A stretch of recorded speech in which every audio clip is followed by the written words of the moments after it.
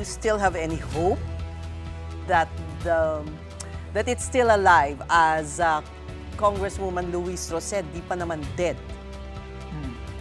Well, formally that is true. Hindi pa tapos yung proseso. Dadaan pa to sa plenaryo. No? So, technically, that is correct. So, do you still have hopes, though, that you will get the votes in the plenary?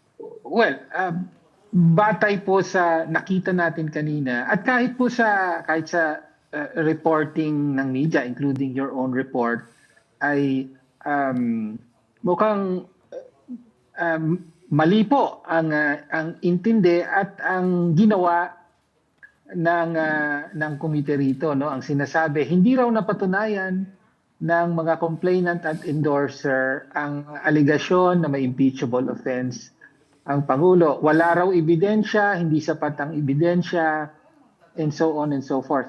Ang punto po, wala pa po tayo sa stage ng pagsumiti ng ebidensya at pag-determine kung meron bang ebidensya, sapat na ebidensya, and so on and so forth.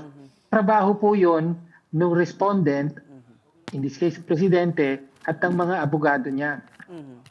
No? Kaya nga sinabi po natin kanina, bakit ang mga majority congressman ay tila nag-aabogado para sa presidente? Hindi yun ang layunin ng determination of sufficiency in substance. No, kung hindi, babasahin lang ang teksto ng complaint at aalamin kung ang sinasabi ba sa complaint ay